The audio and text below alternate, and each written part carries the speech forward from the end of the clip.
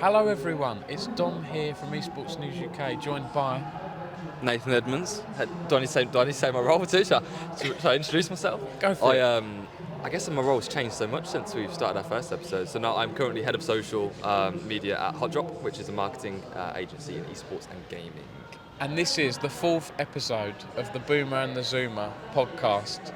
You've been waiting a while. We've had a few requests from people saying, where's the latest episode, Dom? We thought, why not do it in person at Insomnia 69? It's amazing to be here, Nathan. I will say shout out to Essentials TF for letting us use their lovely production space, sofa. Mate, we've got 7 lights looking at us at the moment. Sorry, I need to get into this routine. We've got I feel like I've been picked up by an alien and I've been laid on a table, do you know what I mean? And they're about to stick something in me. You know? Yeah, we're going to be probed at Insomnia. Wow. At Insomnia 69. We're 1 minute in and this is what we're saying. Shout out also to ESL London and Aegon by AOC for sending me here. And this is unscripted, unfiltered. We like to do our podcasts. We have had some themes in the past. I think for this one, we're at Insomnia.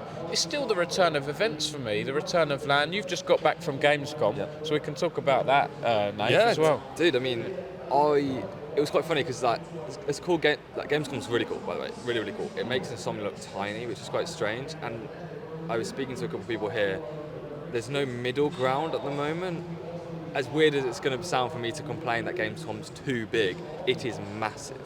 It takes 20 minutes to walk from one side to the other in a straight line. It is huge. It has halls on different levels, so each hall has 3 different levels. So there's 11 halls being filled with 3 different levels each. So there's 33 massive rooms to go do things in. It's so overwhelming, too much. I'm not the traditionalist. I don't care about going and playing games and going and getting free stuff. Do you know what I mean? So it's not that cool. Whereas Insomnia, I'm just here for the esports stage. But on the Monday, it's just it's all I care about at the moment. Do you know what I mean? It's funny you talking about halls and having to travel that long, because that is an example of Boomer and Zoomer. Because I've been there and done that. I used to work for the toy industry. Yeah, of course, and some of the toy fairs, I think the toy fair in Nuremberg sounds similar. It takes 20 minutes, half an hour. Some people have segways. Were there any segways at Gamescom? Yeah. Yes and no. I've only been there for a day. It's a week-long thing. That's what's different to Insomnia, right? It's a week-long thing. There's a whole business area. There's tons of business coming out of that event, which is interesting. It was insightful for me to go, but I was a little bit annoyed that I wanted to be at Insomnia. I wanted to see my mates, and I love. Even today, I've seen loads of people. So imagine if I was here the other 3 days. Yeah. It's just a catch-up. I never go to these events, specifically exhibition events, to enjoy the exhibition. It's just because I want to catch up with my friends and just have the whole LAN experience again. It's fucking amazing. But we were activating for a client. That's why we were. Yeah, it's important. And it was a bit unlucky. I had a few press officers and PRs messaging me over the past few weeks. Will you be at Gamescom, Don? Will you be at Gamescom? It's unfortunately, I'm here. Well, or fortunately, to be at Insomnia, the sponsors that have sent me here. And also, Gamescom, I don't know how... It was unfortunate that they took place on the same weekend. Why do they clash? They always clash. It's annoying, but I don't know if there was loads of esports stuff at Gamescom. I know there was a Brawl Stars event. I think we had a UK team in the final, but was there much esports there, Nath, or was it more general gaming? Honestly, mate, it was that big. I maybe touched 3 halls. Yeah, 3 different halls. Kiernan was oh, meet me here, and I looked, and it was about 3 miles away, it might have felt, because you walk miles, because they were cutting off certain sections. Look, I don't care about stuff like that. It was packed every single day, so I'm sure they made tons of money and they were really happy with it. But if I wasn't there for a client and we weren't activating for a client, then I wouldn't ever go myself personally. It was a good experience. The business part was really cool too. Esports Insider had a little table. I just missed Sam. Yeah, I just missed Sam there. But did you miss him or did you avoid him? Sam is just I can't. I'd see him at every event. Do you know what I mean? I get a bit fed up with him sometimes. Do you know what I mean? No, I love Sam. Sam knows I love him. And we've got actually messaged him. Yeah, I messaged him. I was like, "Where are you?" I was like, "Where are you?" And he was like, "Oh, I'm sat in a lounge." I was like, "Oh, what lounge?" He's like, "The airport lounge." I was like, "Right, okay, so you're going home." I'm not going to see you though. You know what I mean?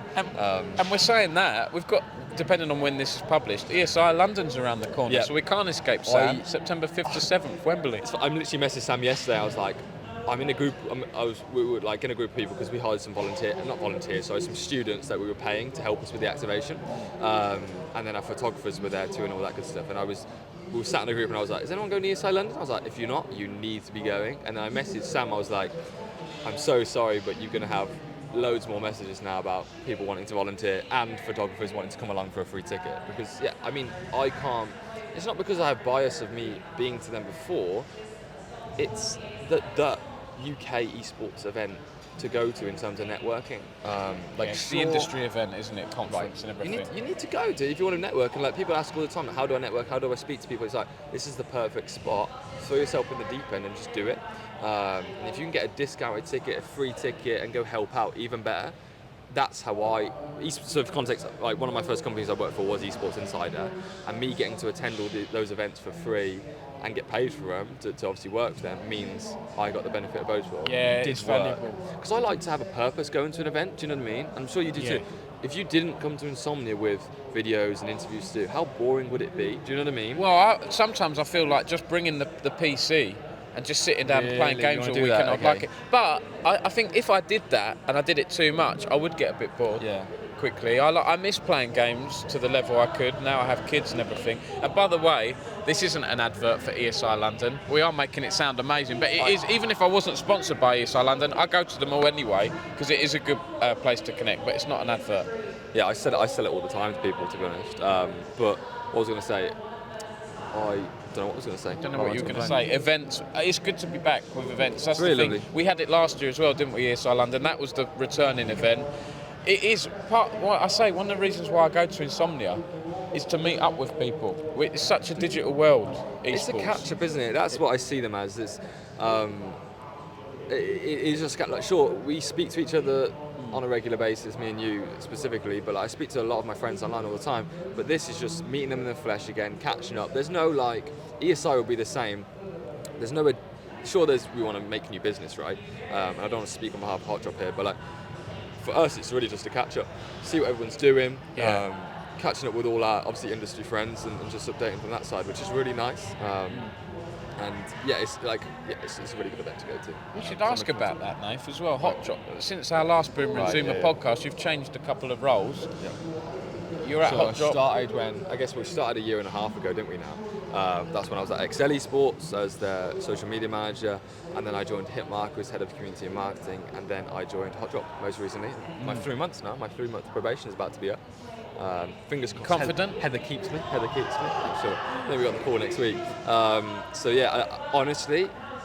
and like Kiernan's gonna have to check this now. Kiernan's gonna have to check this before it goes live. So Kiernan, I'm gonna only say positive things, mate, because I don't have positive things to say. But I said to Heather all the time, it's like the company culture is unlike anything I've seen.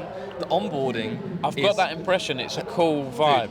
Dude, the onboarding is so sound and fucking brilliant. It's I can't compare it to any other company I've worked for ever, and I've worked for, non-endemics like JLR, like Jaguar Land Rover and stuff like that. It is so in depth and covers everything.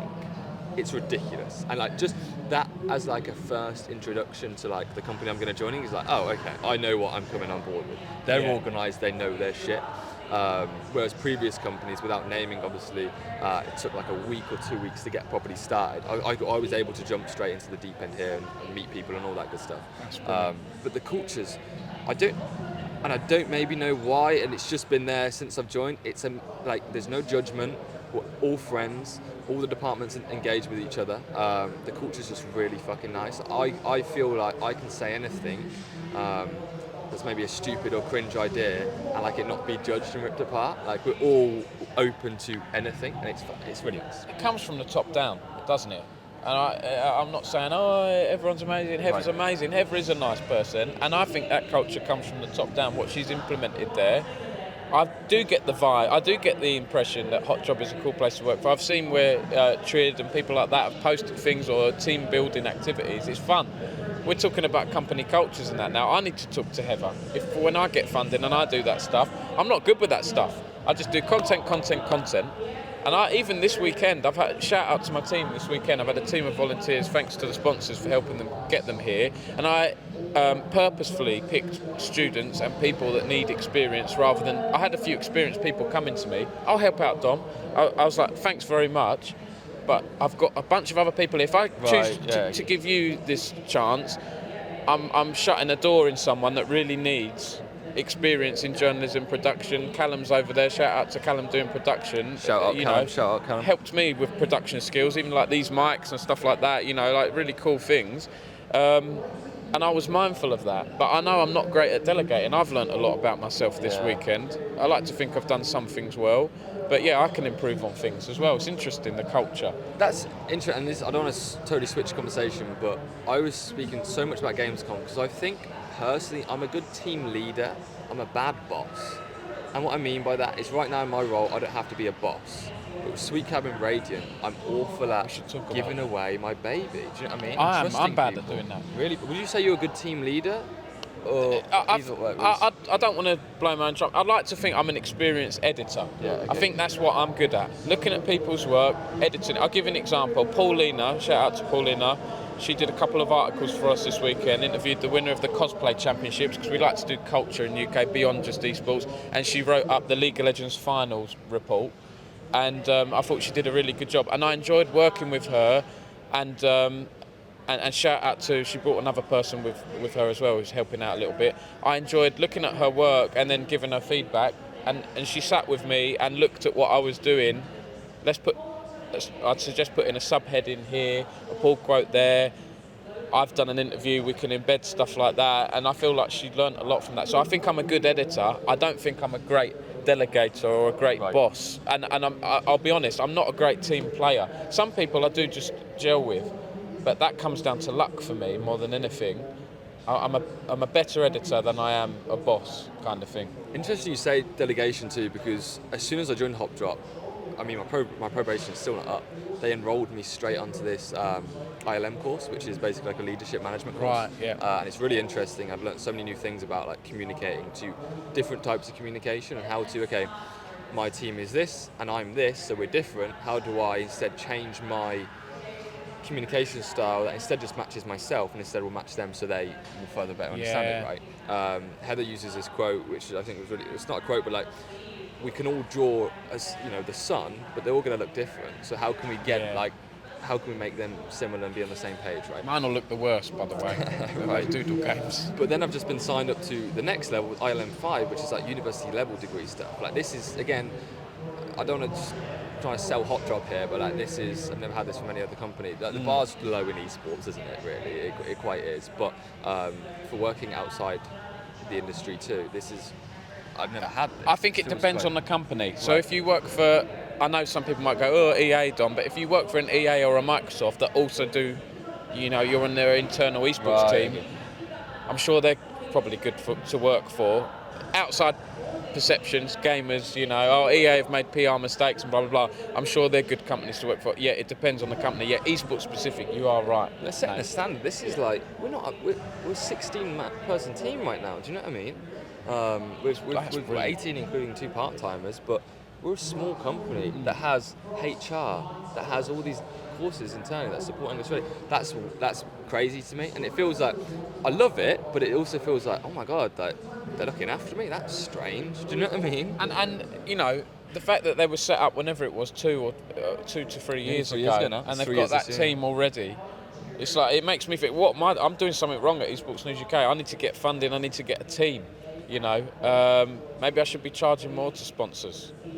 Let's talk about that. Yeah. How much we're charging for these? Then? I can't say on the camera, but maybe I should charge more, because it's here I haven't been able to help pay the hotels for the volunteers, but I've basically covered travel and food, which adds up, by the way.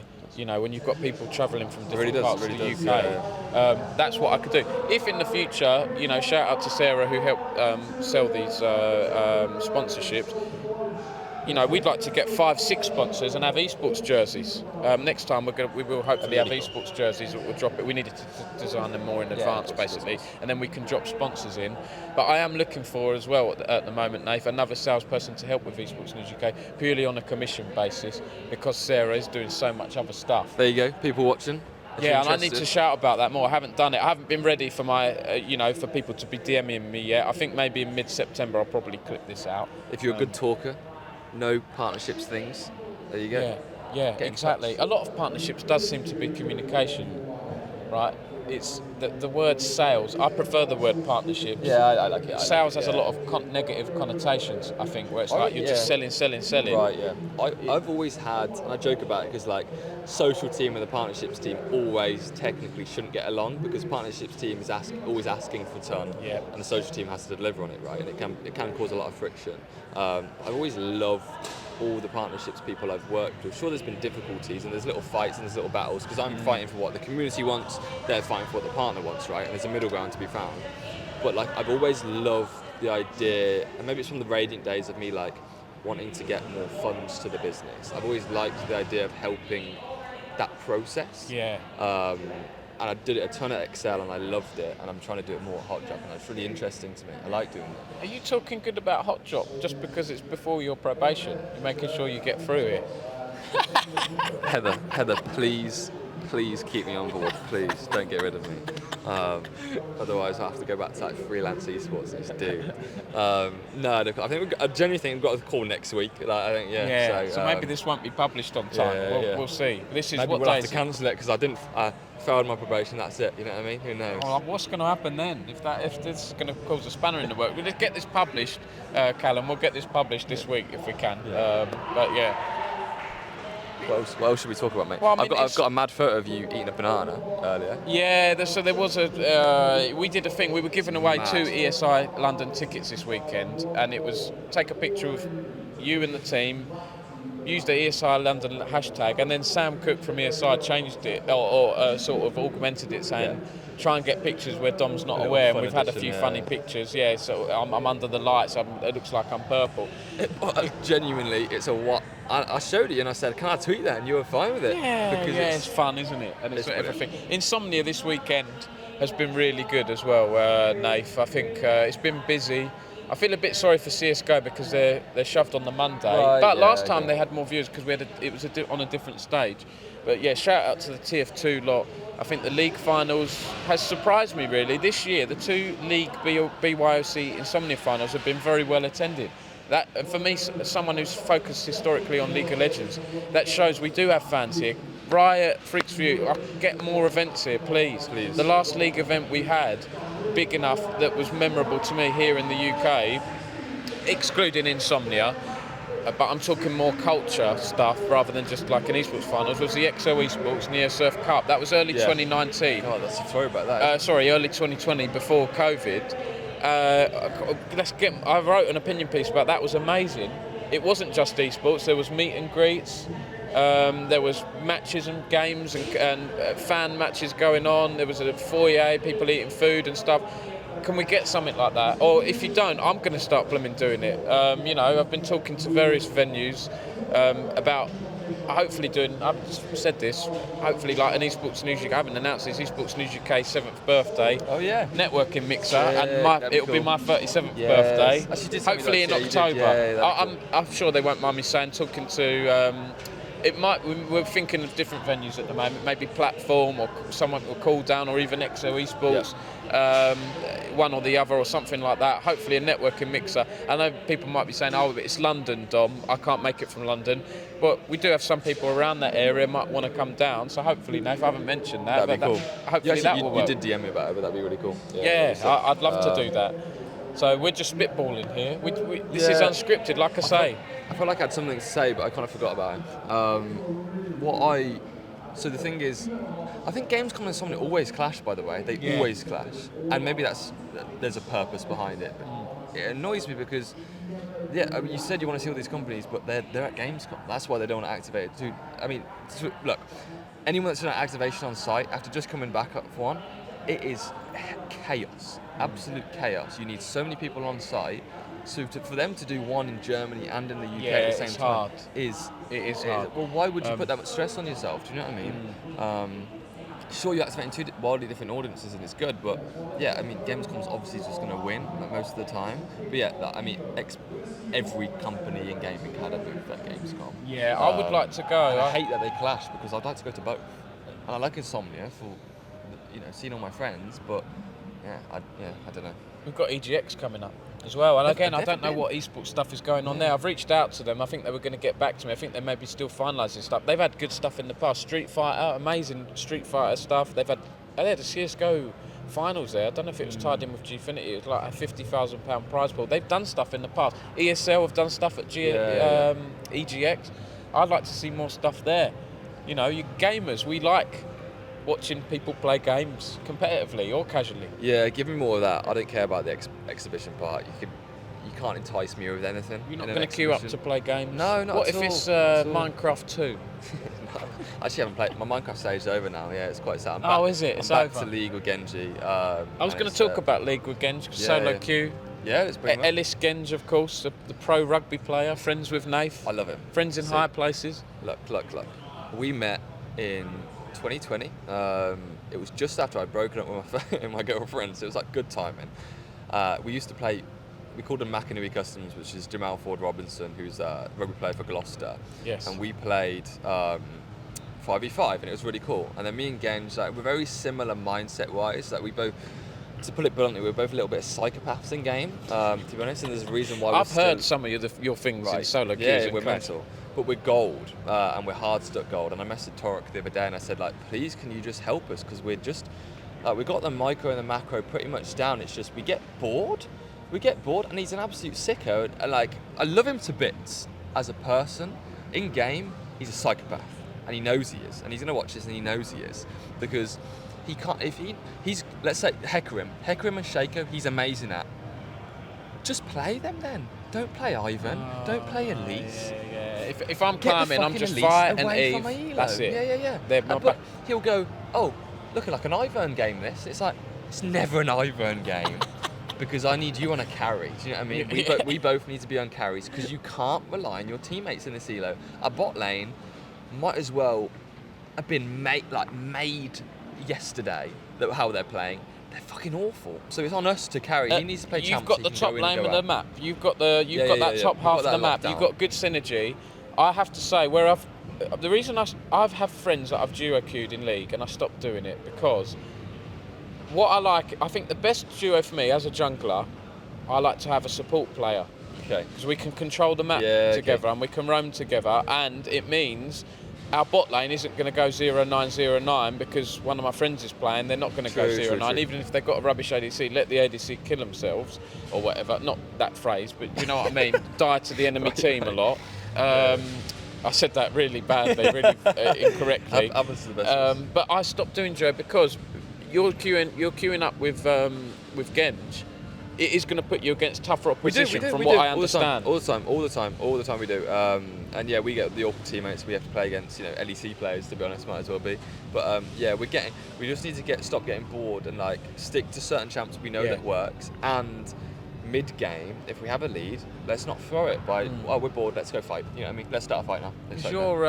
What's his name? Mordecai's a main. But I've noticed you haven't been playing a lot of Mord. I don't know when I last looked, a few weeks ago. Yeah, because Mord's a counter pick. I'm never first picking Mord, do you know what I mean? Because there's too much. What counters him though? Too much. Ranged stuff? Ranged, Gangplank's my You've got that bad. disgusting shield though to help get you through, haven't you? Yeah, the thing is, like, Mord's very easily countered at any point in the game, and that's not just top lane. Like, Severe could be put in the bot lane and just like ult and just E my ult. Do you know what I mean? There's too much to counter him. So as a final pick, a final pick / counter pick, he's brilliant. If I ever see a Garen, brilliant. It doesn't matter if Garen takes Ignite, Exhaust, whatever. He's getting battered in the top lane. Do you know what I mean? And that's great. But there's some cases. Genj really likes Malphite, so I'll usually Malphite it if they've got a lot of AD. So it's tactical picks. Yeah. If I had to blind, who's a safe blind these days? I think I always go like a Sion or a top Tom Kench. He's broken, Dom. In the top lane, he's broken. He got nerfed though a few weeks ago. He did, but he's still broken. Because Noam Watley, the UK top laner, he had to adapt. Do you know who Tom Kench batters in the top lane though? Is a lot of people, isn't it? Darius. Because Darius will auto attack me once. I'll lick him, eat him, take him to my tower, spit him out, and his burn is still ticking. So he has to flash out of there because he's getting like tower aggro straight away. Whereas normally they'd have to tack you on the tower, wouldn't they? Because it burns over time. By the way, brilliant. I'm not sure if Callum's going to be editing this or not, but that's a clip. That's a no Lick. context clip.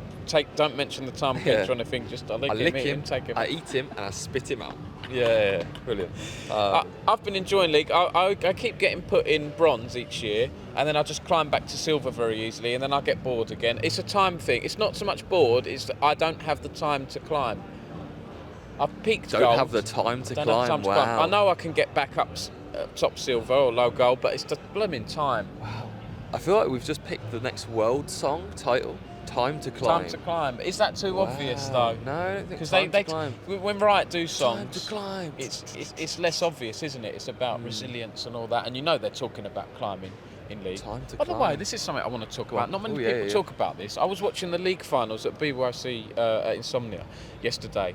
And who was I sitting next to? I was sitting next to Kit. Shout out to Kit, who's followed the scene for a long time, or Darky Red Eye, or Reddy on Twitter. And she was saying, like, we were watching the final and observing Ruddy and Grey Cabbage and what they were doing and commenting on their plays. And she said, I just want to play League now. When I watch League, it makes me want to play League. And I said, yes, I'm glad you said that, because this isn't spoken about much. I get this as someone who covers a lot of esports. If I watch LEC for the whole weekend or NLC and I get into the matches, I want to go and play that night. And then I said to Kit, I sometimes say this to brands, people I help with consultancy, and they're learning about esports, and we're talking about what Riot gets out of it, what publishers get out of it. At a cynical viewpoint, esports is a marketing vehicle for publishers. I don't like to take that viewpoint myself, because it's so much more than that. The storylines, the people, the passions and the teams and everything. But when you look at the publishers and you look at their bottom line, it is a constant marketing vehicle for their game, and it's very clever because there's new patches every few weeks. And yeah, it was interesting that Kit said that to me, because it was something I'd thought of a lot over the years, covering League of Legends and esports, but haven't really spoken about. Do you get that, Nath? If you watch esports, does it make you want to play? Oh, 100%. It happens with Call of Duty all the time. You want to be... Sure, maybe I'm thinking about it too much. Like, I want to be the star, and I want to be that player, and I want to be a mainstay, and that's really cool. But of course, it makes you want to play the game. Yeah, I mean, I went to a watch party last night with the XL Fnatic watch party platform, and the last 3 matches were maybe some of the best, like, fucking craziest League of Legends I've ever watched. And I was like, I want to just go home. I don't want to travel home tonight. I just want to hop on now. You know what I mean? I want to go in the game. Yeah, I want to play now. Yeah, of course it does. And like, I know what you mean by I think that was such an eye-opener for me. I was like, why do they invest so heavily in esports? Because they don't make money from esports. They make money from the game, obviously. Sure, some leagues Esports drive some of that. And I think Riot have been a bit cheeky with how they've worded it in the past. They've said esports is a loss. We don't make money from esports. But hang on a minute. The marketing from esports will translate into game sales. How you quantify that must be very hard. But they will see a spike, I'm sure, at Worlds and LEC or whatever. Worlds, I'm sure you're going to see a spike if someone picks a skin. Right. Those skin sales go up. What was it that Faker historically, I don't follow Faker too much, but usually picks the base skin. And I think at one event he picked a skin. One event or something. Well, and that sold really well. Yeah, okay, that makes sense. I could be wrong with that, but I'd read something along those lines at some point. Yeah, of course. I mean, I don't know what the split is, I'm sure, but I know the only people I know that play into the esport too, and then vice versa. But yeah, that's how I got into it, was watching it. So to end the podcast, me and Dom were just speaking then, like, what should we do? And I think I struggle with every single time when I come to these events is people maybe following us and not saying hi, or a bit scared to network or anything like that. I think maybe this is like a couple parts, a little bit of advice, a little bit of like a look, we're both open at any single time if you want to speak or if you want to have a conversation about anything. Like, I can't express enough how at all times I'm always happy to connect you with anybody you would like that I know. So let's say you're in production or in social media management or whatever you do. If I know somebody that I think could help you, I'm happy to always make that connection. It's not, I think some people think it's awkward. In business, it's different. If I know a connection is going to make you monetary value, it's a little bit different. You have to play it a little bit smarter, right? Yeah. Especially as an agency. But if it's somebody that I know is looking to start in the industry, like, I don't see this weird. Sure, some people are maybe not as welcoming, let's say, as us, and will see threat in more people coming into the industry because therefore there's less roles available for them maybe or whatever. But realistically, it continues this healthy cycle in the industry of more people coming in, more people obviously earning money, and then more people investing back into the space, I think, anyway, from my side. So it's a little bit of like a look, please don't be afraid. Me and Dom, I don't think ever come across like intimidating or I hope not, but I know at events, if we're fucking running about busy and just stressed, then it may seem across. I genuinely get people sometimes, and I've heard this, people think that I'm arrogant at events, and really? you know, yeah, okay, hear why. And I've realised I forgot and stopped out of pure habit going, oh, hiya, nice to meet you, like, my name's Nathan, this is what I do. I just kind of like, out of it, I'm more interested in what they do, but because I don't introduce myself, maybe they think, oh, he must be too big to introduce himself to something. And that's, I feel like all these little tiny social cues people take as like, oh, yeah, he's this, he's that. I was like, trust me, we're always willing to help and we always will do. It's on you to reach out and do that first conversation, because we're not going to. Like, it'd be weird for me to kind of just go up to everyone and go, aha, can I help you? It'd be really strange for me to do that, right? Yeah. But I want to throw it out there as kind of like, sure, me and Dom are always available at any time to reach out. We have our own jobs, we're busy, our own lives. Yeah, sometimes it takes me a while to get back. Sometimes if people DM me, I like to do the rule of at least 24 hours I'll get back to someone. And I'm also bad with DMs, let me throw that out there. But I will respond. And let me quickly preface that with how to reach out to people too, not just me and Dom, to anybody that you're interested in working with, is hit them with something, hit them with an agenda and a point straight away. It's not rude, you're jumping to the point and you're saving their time, rather than going, I get so many messages saying, I feel like I'm a broken record saying this, but it's like, hey Nath, it's like, yeah. Just get to the point with it. I get that as well. On the official Esports News UK account, someone just go, hi. It's like, I don't mean to be rude, but don't do that, because you're just it's like a waste of time. Just get straight to the point. I can't have a live DM with you. I will very rarely be able to have live DMs with someone I don't know. Right.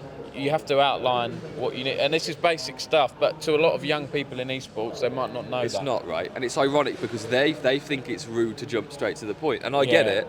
It's actually not. You jumping straight to the point in a polite way, of course, is really clever. So if you want to be even smarter about it, do a little bit of research the person you're contacting. Have they done something recently that you can comment on? Make it personable, compliment them, whatever it is that's going to help generate a better response from them. Right? This is really good careers advice, because shout out to Kai, who's also been helping us this weekend. He wanted to speak to you to get some advice. You've said it there. He can literally just crop that bit, and you can talk to him obviously if you want to as well. But what you were saying, Nath, about the intimidation thing, it's sometimes I've learnt from this event as well. Like Kai was saying beforehand, I had 7 or 8 followers. I've got 40 followers this weekend, Dom, and was amazed by it. And I feel like I don't have many followers. I have 5,500. Obviously, I try not to get hung up on followers. But my point is, I feel like I'm peaking around that point, which I'm fine with. But to me, I don't feel like I have many followers, because I cover a lot of big talent in esports who will have 70, 80, 100,000, 200,000 followers. So to me, I feel like I don't have a lot. But everything's relative. And there are a lot of people that might see us as having a ton of followers, like loads of followers. Not that kind of thing is important, but I'll give you an example, like the intimidation thing. Say we have a star new League of Legends pro player, mid laner, reaches LEC quickly, is British, there's that UK angle there. I've never contacted them before. That can be a bit intimidating. If they've become a star and they have 100,000 followers, I haven't messaged them before, I will make sure I take the time to write the message and all of that stuff. So I get that, the intimidation thing. Or, say we go to an event and there is someone there who's a legend of esports, but I know who they are, but I haven't spoken to them before, but I want to say hi. Sometimes that can be a bit hard. I've never been that good with networking. I'm lucky at Insomnia, as UK esports is my thing, the thing that I cover.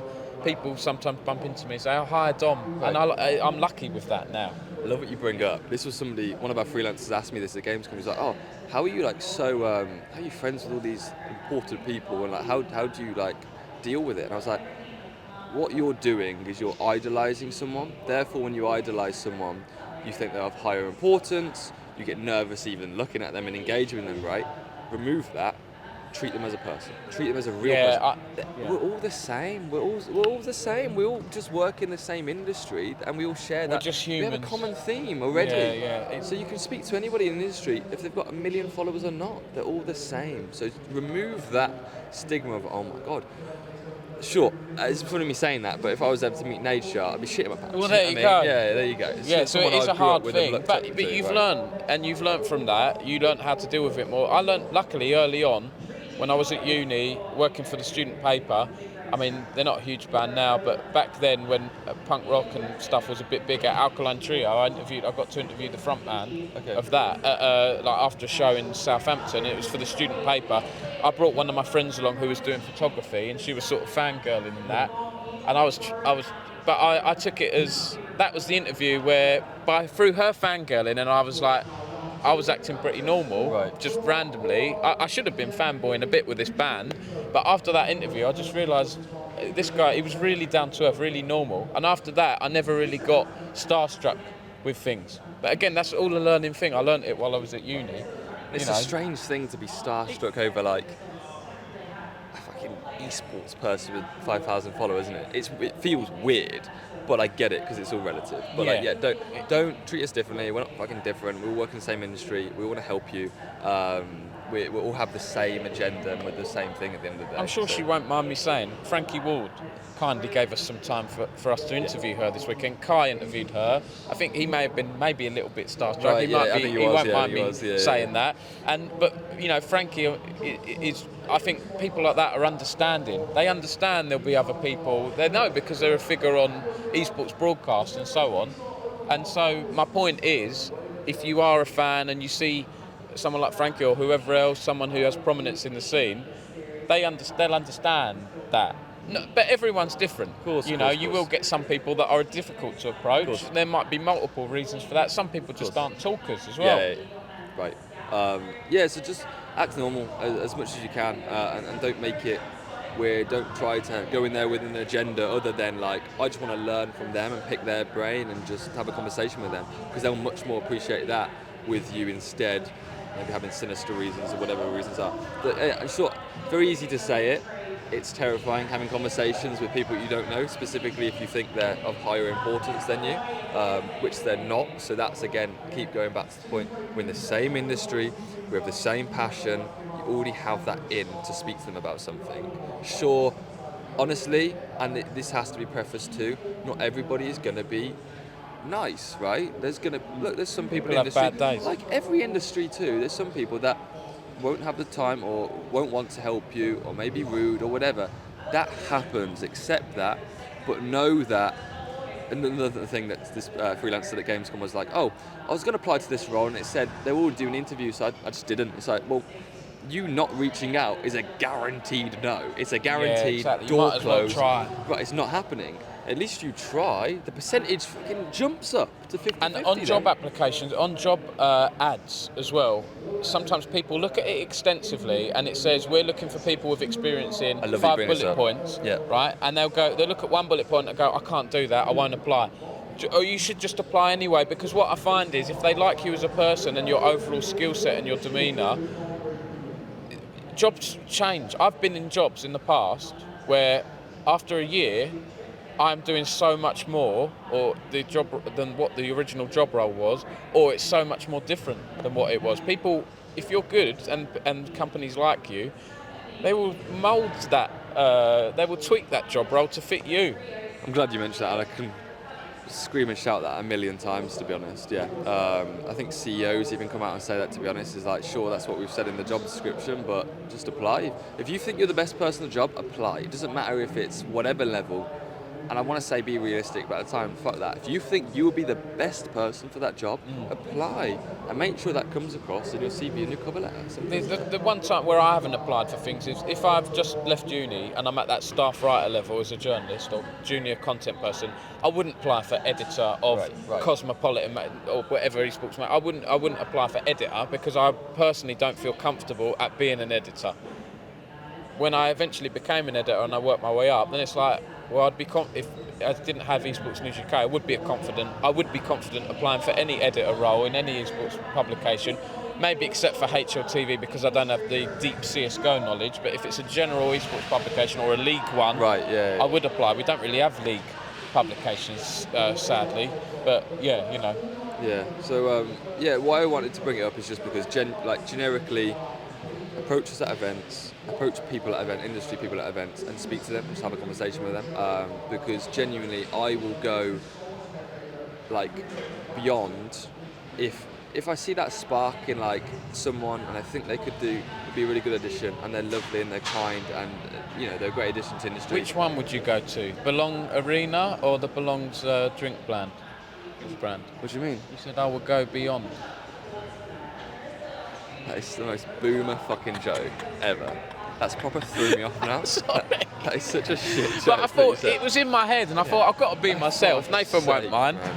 Maybe Nathan has mind. Callum, mute him from this point onwards, please. My God. But yeah, like I will go like above to help somebody if they're like a genuine person.